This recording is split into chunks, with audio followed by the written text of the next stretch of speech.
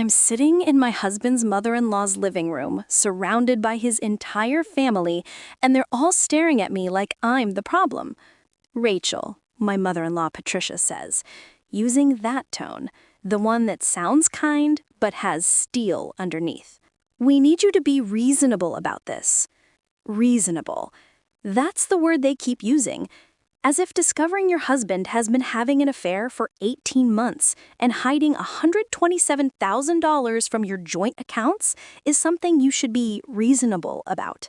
Reasonable, I repeat. Testing the word. Tasting how bitter it is. My husband Marcus sits across from me, looking appropriately ashamed. His sister Lauren is next to him, hand on his shoulder, supportive. His father Bernard is in the corner, arms crossed. His brother Eric is by the window. All of them. All here for this, what did Patricia call it? Family intervention? Marcus made a mistake. A terrible mistake. But dragging this through the courts, making it public, destroying his reputation, that's not going to help anyone, especially not the children. Ah, there it is. The children card. Played exactly on schedule.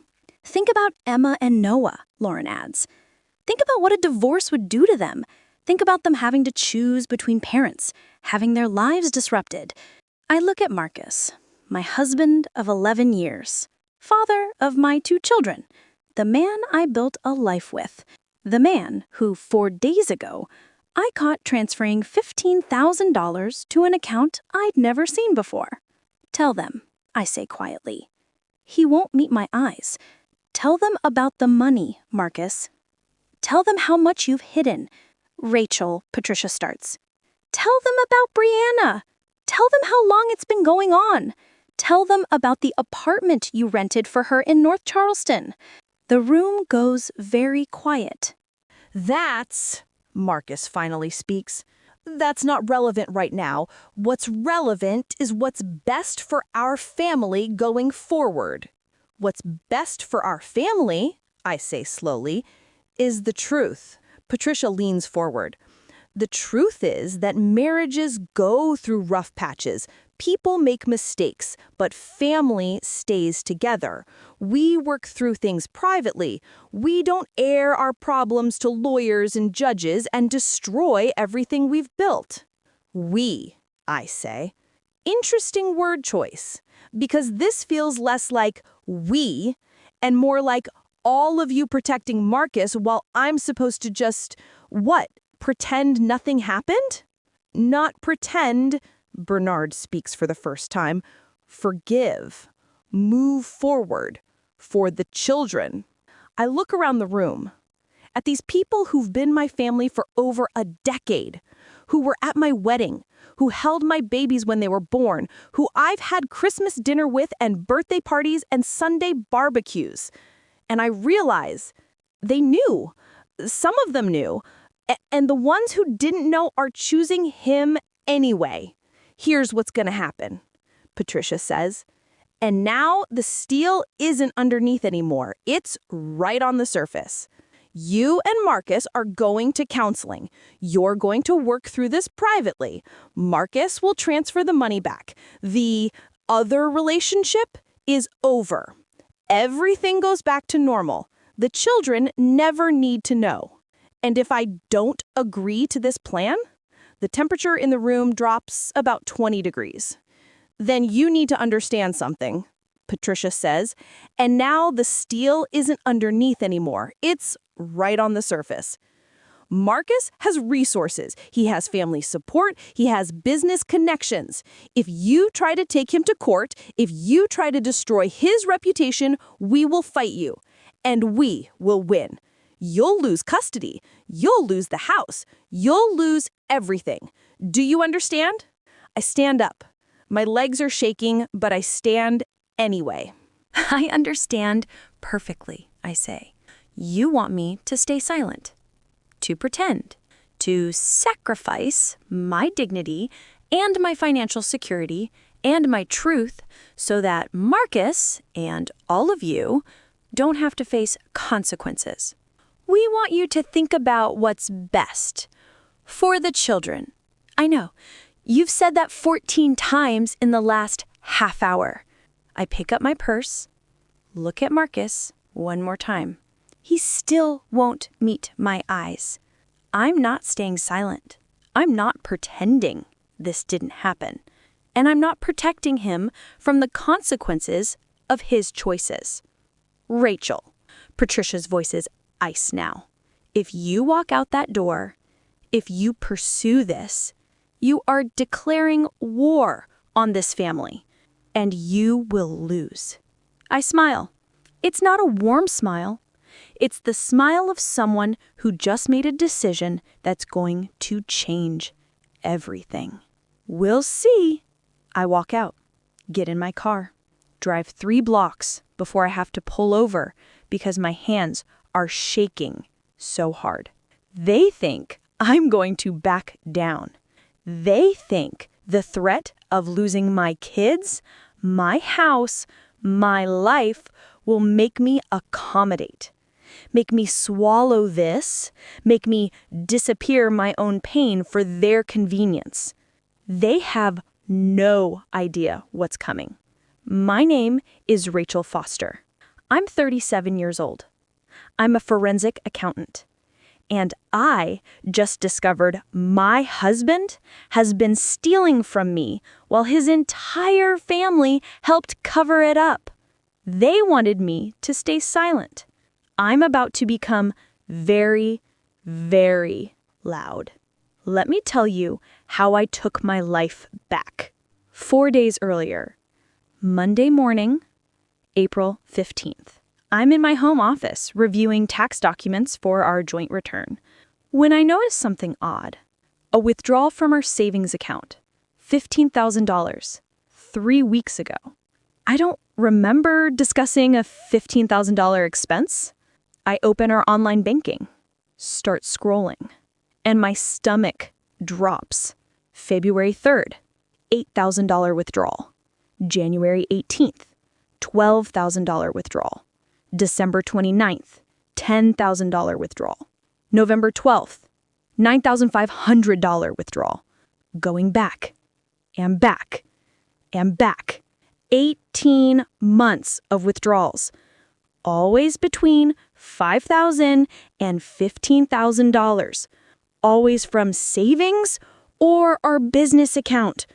Always when I wasn't looking. Total, $127,000. $127,000. Gone. I sit at my desk trying to understand. We're not poor. Marcus runs a successful construction company. I make good money as a forensic accountant. Ironic, considering I find financial fraud for a living and missed it happening in my own marriage. But $127,000 doesn't just disappear. That's a car. That's 2 years of college tuition. That's our emergency fund, our children's security, our future. I call Marcus. He's at a job site. Hey, babe, what's up? Can you come home? We need to talk about something. Is it urgent? We're pouring foundation today. It's about the savings account. Pause. What about it? The $127,000 that's missing from it? Longer pause. I can be there in 20 minutes? He's there in 15. I'm waiting at the kitchen table, tax documents spread out, bank statements printed, all evidence laid out, like I'm preparing a case, because I am. Marcus walks in, looks at the table, his face goes pale. Rachel, where is it? I can explain. Where is $127,000, Marcus?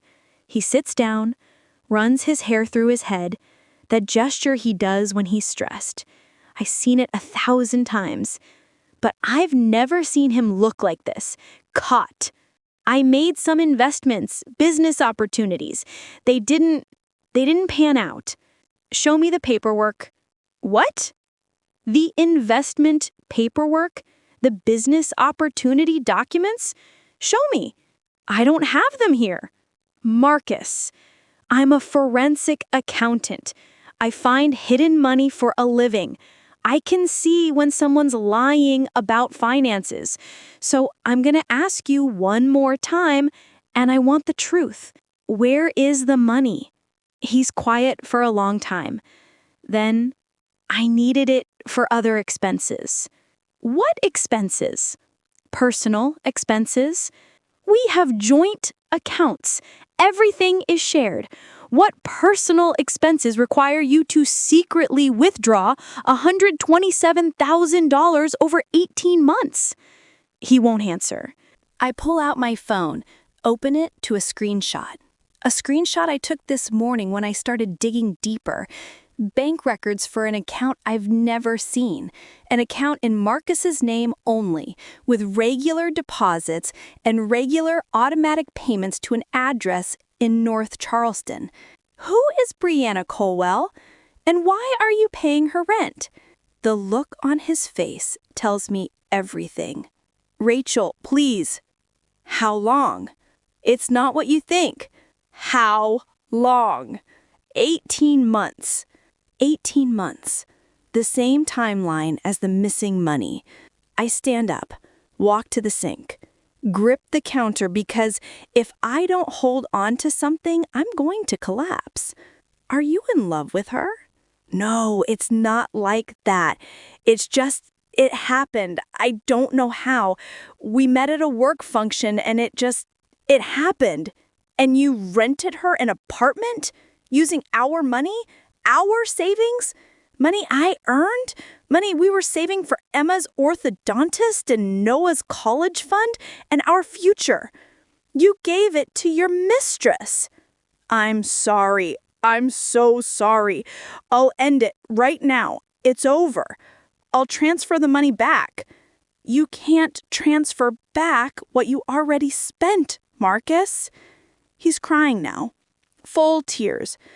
Please, I made a mistake, a huge mistake. But I love you. I love our family. We can fix this. I turn around. Look at this man I've known for 13 years, who I met at a charity event when I was 26 and he was 28, who proposed on a beach in Hilton Head, who cried when Emma was born, who coached Noah's Little League team, who just stole $127,000 from our family to fund an affair. Get out, I say quietly. Rachel, get out of this house. Right now. I need to think. I need space. Get out. Where am I supposed to go? I don't care. Go to your parents? Go to Brianna's apartment that I'm paying for. I don't care. Just leave. He leaves, and I sit in my kitchen and cry for 2 hours. Then I stop crying, and I start working. Because I'm a forensic accountant, and if there's $127,000 missing, I'm going to find out exactly where every dollar went. Tuesday morning, I'm at my desk at 6 a.m. with coffee and determination. I request copies of all bank statements, personal and business, for the last 3 years. I pull credit card records. I access Marcus's business account records since I'm listed as a secondary authorized user. And I start building a case. What I find makes the affair seem almost simple. The $127,000 to Brianna's apartment was just the obvious theft, the easy one, the one he knew I'd eventually find. But there's more. Discovery number 1, the business account. Marcus's construction company has been billing clients for materials never purchased, marking up costs by 30 to 40% and pocketing the difference. That's another $43,000 over 2 years. Discovery number 2, the equipment sales. Equipment, a backhoe, a trailer, 2 compressors, all listed as sold in the books, but no record of payment received, just gone. Estimated value, $78,000. I call the equipment dealer. The equipment is in storage, rented out under a different name, cash payments. Discovery number 3, the tax fraud. Personal expenses run through the business as company costs. That's another $31,000 in fraudulent deductions. The IRS would be very interested in this. Discovery number 4, the life insurance. Marcus changed the beneficiary on his life insurance policy 6 months ago. Changed it from me and the children to his mother, Patricia. $500,000 policy. No discussion, no notification.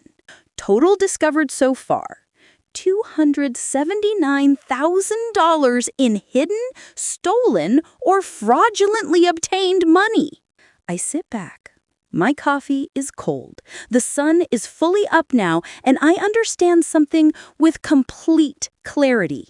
This wasn't a mistake. This wasn't a momentary lapse. This was systematic financial abuse spanning years. While I was working, raising our children, trusting my husband, he was building an exit strategy. Wednesday afternoon, Marcus calls. Can we talk?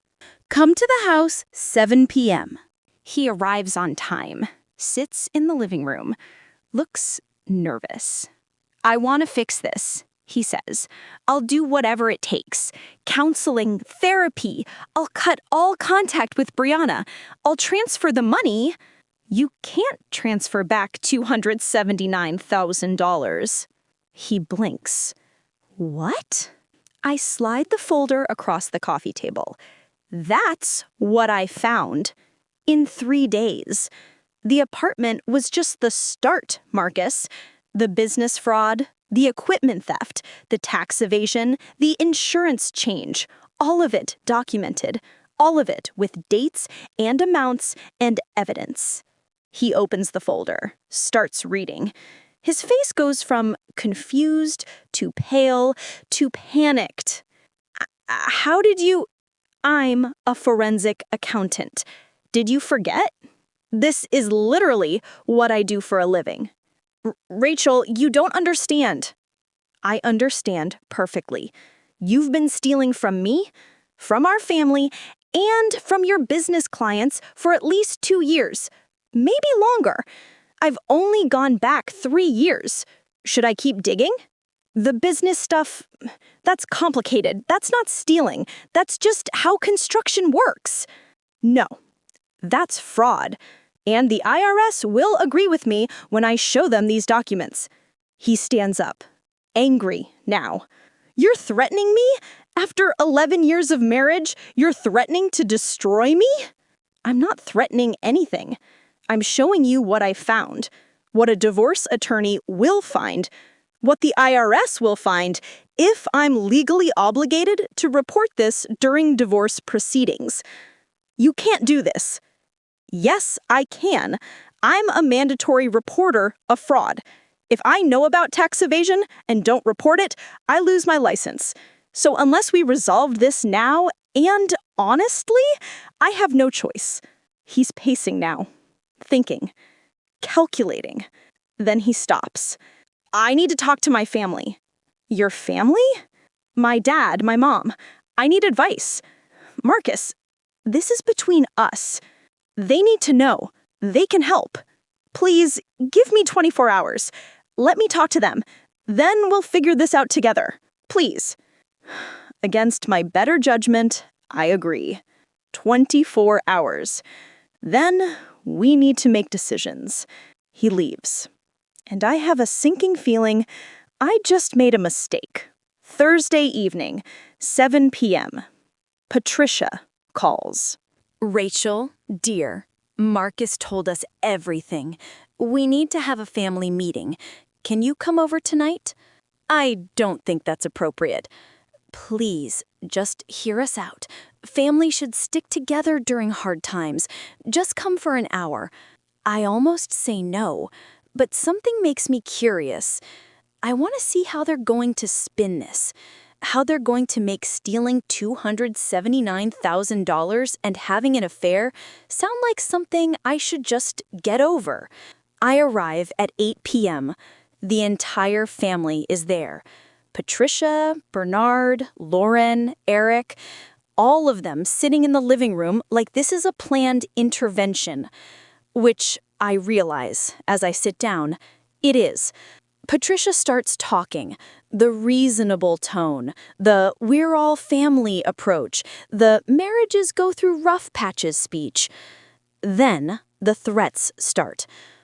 If you try to take him to court, we will fight you. You'll lose custody. Think about the children. I listen to it all. Watch Marcus sitting there, saying nothing, letting his mother do this, letting his family threaten me. And that's when I understand. They knew. Maybe not about all of it, but they knew something. And now they're closing ranks. Bernard mentions Marcus's business connections. Lauren mentions her husband's law firm. Eric mentions his contacts at the county courthouse. They're showing their cards, their power, their resources. They think I'm intimidated. They think I'm alone. They think I'll cave. I'm not staying silent, I say, and I leave. In my car, hands shaking, I make 3 calls. Call number 1, Catherine Morrison, divorce attorney, the best in Charleston. Catherine, this is Rachel Foster. We met at the Bar Association dinner last year. I need representation for divorce, and it's complicated. How complicated? My husband has been stealing from our joint accounts, committing business fraud, and his family just threatened me if I don't stay quiet about it. Can you be at my office tomorrow morning at 8 a.m.? Yes. Bring everything you found. Every document, every piece of evidence. And Rachel, don't tell anyone you're hiring me. Not yet. Call number 2. My best friend Janine. I need help. Can I stay with you for a few days? I'm leaving Marcus. Oh my God, yes, come over right now. Call number 3. My sister Sophie in Atlanta. I need you to keep a secret. A big one. I'm documenting everything before I file for divorce. If something happens to me, if I suddenly disappear my evidence or change my story, I need you to know it wasn't voluntary. Rachel, you're scaring me.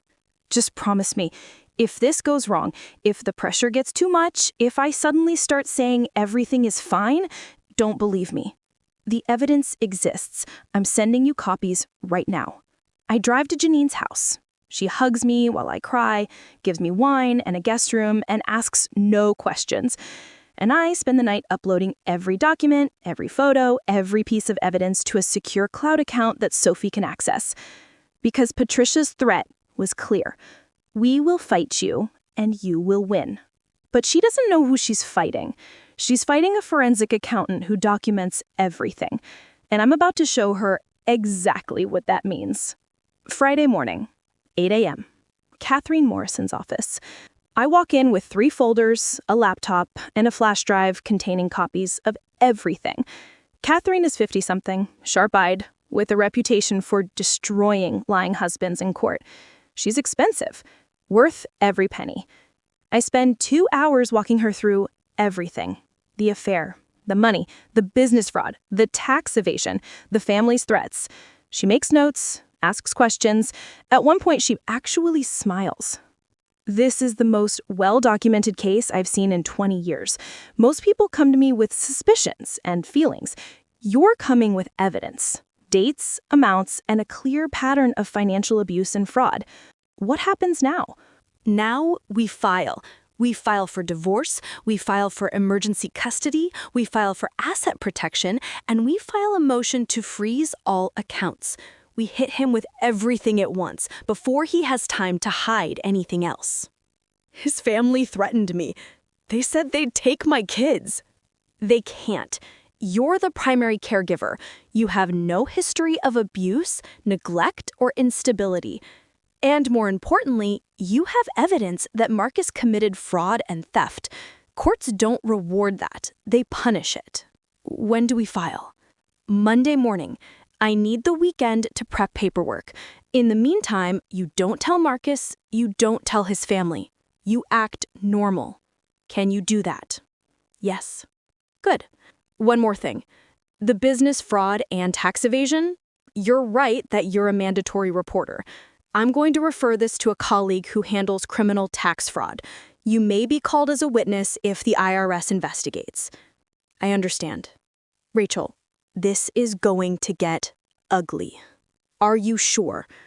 I think about Patricia's threat, about Marcus sitting there letting her say it, about 11 years of marriage reduced to financial manipulation and lies. I'm sure. Monday morning, 9 a.m., Catherine files a 127-page divorce petition with exhibits. By 9:47 a.m., Marcus is served at his office. By 10:15 a.m., emergency motions are filed to freeze all accounts and establish temporary custody. By 11 a.m., my phone starts ringing. Marcus, Patricia, Lauren, Eric, Bernard. I don't answer any of them. At 2 p.m., Catherine calls. We have a hearing scheduled for Wednesday morning, emergency custody and asset protection. The judge reviewed the evidence. He's taking this seriously. What does that mean? It means your documentation is working. Keep doing what you're doing. Don't engage with them. Let me handle all communication. Tuesday morning, Marcus shows up at Janine's house. I watch him from the window. He rings the doorbell 14 times, pounds on the door, finally leaves. He sends 43 text messages that day. I save every one. Don't respond to any. Patricia calls from different numbers. I don't answer. Lauren sends an email. You're destroying our family. The children will never forgive you. I forward it to Catherine without responding.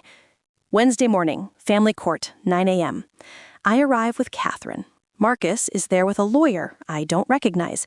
His family fills 3 rows of the gallery. Patricia, Bernard, Lauren, Eric, their spouses, all of them staring at me. Judge Patricia Whitmore presides, 50-something African-American woman with a reputation for not tolerating bullshit. Catherine presents our case. The evidence, the financial abuse, the pattern of theft, the threats. Marcus's attorney, a young guy named Tyler, who looks terrified, tries to argue that this is just marital assets and business decisions. Judge Whitmore cuts him off. Counsel, I've reviewed the evidence submitted. This isn't a marital assets dispute. This is documented financial fraud and theft. Your client systematically stole from joint accounts, committed business fraud, and engaged in tax evasion. Do you have evidence to contradict any of the specific claims? We'd need time to review. Time? This has been going on for 2 years. How much time do you need? Catherine stands. Your Honor, we're requesting emergency temporary custody from Mrs. Foster with supervised visitation for Mr. Foster, freezing of all accounts pending full financial discovery, and protection orders against any family members who have made threats. Protection orders? Tyler sputters. That's extreme. Is it? Judge Whitmore holds up a paper. This is an email from the paternal grandmother threatening Mrs. Foster with loss of custody if she pursued legal action. This is witness intimidation. This is attempting to manipulate court proceedings. Patricia goes pale in the gallery. Judge Whitmore makes her ruling. Temporary primary custody to Mrs. Foster. Mr. Foster receives supervised visitation pending full hearing. All joint accounts frozen. Neither party may access or transfer funds without court approval. And I'm issuing a protective order. No contact between Mrs. Foster and any member of the paternal family except through attorneys. Next hearing in 30 days for full discovery. She looks directly at Marcus. Mr. Foster, I'm also referring this case to the district attorney's office for possible criminal charges related to the fraud allegations. You should retain criminal counsel. We walk out. Marcus's family is silent, shocked. In the parking lot, Catherine turns to me. That went better than I expected. What happens now? Now we prepare for the full hearing. They're going to fight back, hard. But you have the evidence. You have the truth. That's what wins. That night, alone in Janine's guest room, I get a text from an unknown number. You just destroyed an entire family. I hope you're proud. I respond, I documented what your son did. He destroyed the family. I'm just refusing to be silent about it. Then I block the number. The next 3 weeks are warfare. Marcus's attorney files motions. Catherine demolishes them with evidence. The DA opens an investigation into the business fraud. Marcus is questioned. His business accounts are subpoenaed. The IRS sends a letter. They're auditing the last 5 years of our joint returns. Marcus's construction company starts losing contracts. Word gets out about the fraud investigation. Clients don't want to work with someone under investigation. Patricia calls from a blocked number. I answer by mistake. You've destroyed him. Are you happy? Patricia, I have a protection order against you. He's losing everything, his business, his reputation, his family, because you couldn't forgive one mistake. One mistake? He stole almost $300,000. He committed fraud. He had an affair for 18 months. That's not one mistake. That's a pattern of behavior. We could have handled this privately, in the family, but you had to involve courts and lawyers and destroy everything. You threatened to take my children. You told me to stay silent or I'd lose everything. Did you think that would work? You've made an enemy of this entire family. You made me an enemy when you chose to protect a thief instead of acknowledging what he did. I didn't do this to Marcus. He did this to himself. I'm just refusing to cover for him. I hang up, block that number too. Week 4. The full hearing. Catherine has prepared for 3 days. We have forensic accountants, we have business records experts, we have everything documented. Marcus's new attorney, they fired Tyler and hired someone better, tries to argue that the business practices were standard in the industry and that the affair was irrelevant to custody. Catherine destroys him. Brings up the life insurance change, the systematic theft, the pattern of deception. The judge orders a full accounting of all business transactions, orders Marcus to repay $127,000 from his separate accounts, awards me primary custody, with Marcus getting every other weekend supervised, orders Marcus to pay my attorney fees, $47,000. In the hallway after, Patricia approaches. The protection order has expired. She looks smaller somehow, diminished. You won, she says. Congratulations. I didn't want to win, Patricia.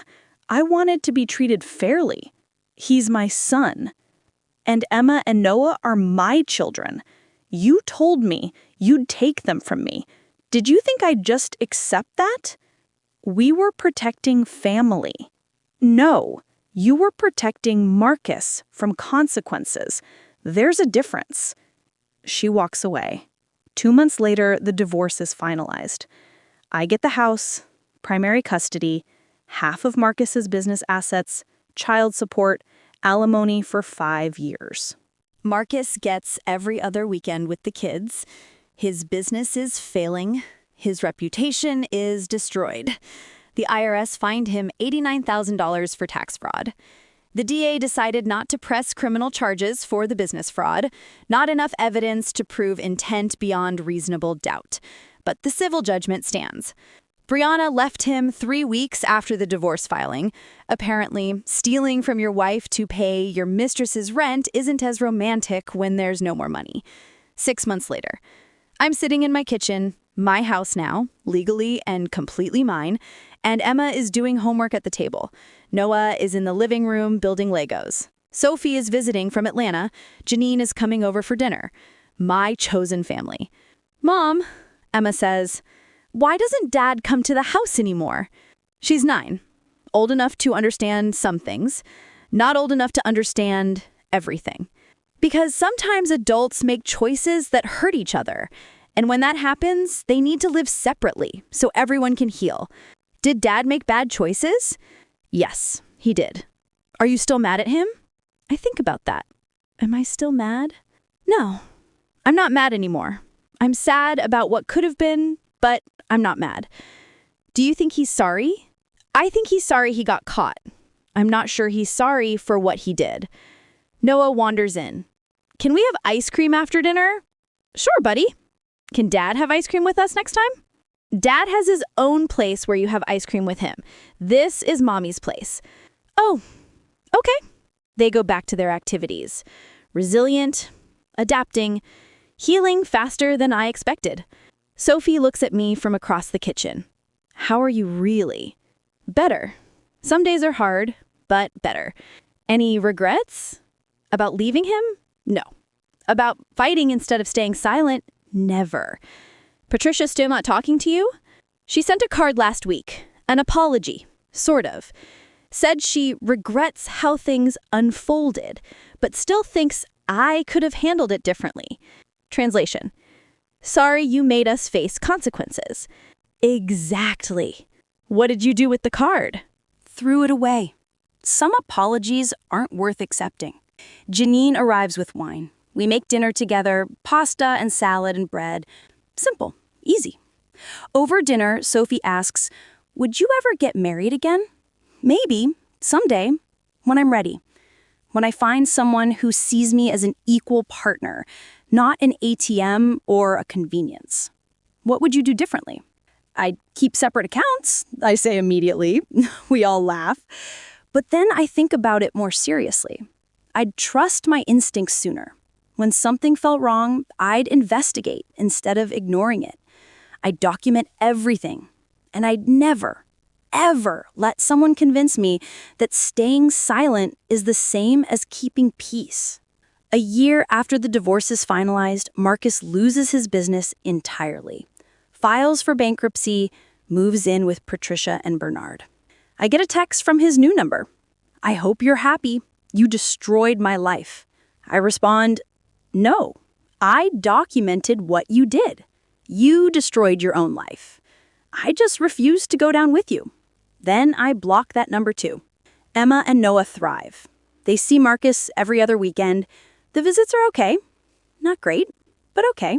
He's trying. Sometimes that's enough. I get promoted at work. Senior forensic accountant. More cases, more money, more respect.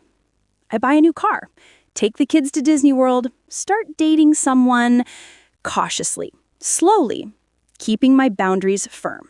Patricia sends another card on my birthday. This one just says, I'm sorry for the pain we caused. I hope someday you can forgive us. I keep this one. Don't throw it away. Don't respond either. Just keep it. Maybe someday I'll forgive them. Maybe not. But that's my choice now. Everything is my choice. 2 years after I walked out of Patricia's living room, I'm sitting on my back porch watching the sunset. Emma and Noah are playing in the yard. Happy, healthy, whole. I think about that night, about Patricia's threat. You will lose. I didn't lose. I won. Not in the petty revenge sense, but in the important sense. I won my dignity, my truth, my freedom, my children's security, my self-respect.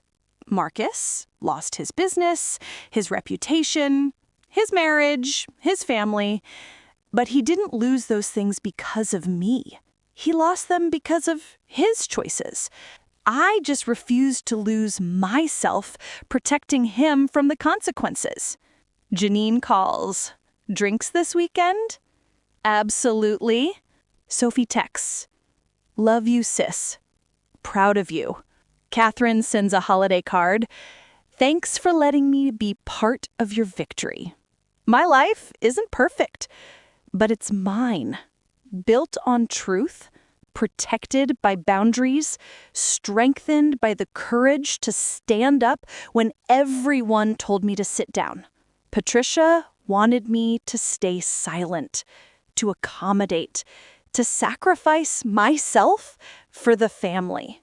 I chose myself instead. I chose my children.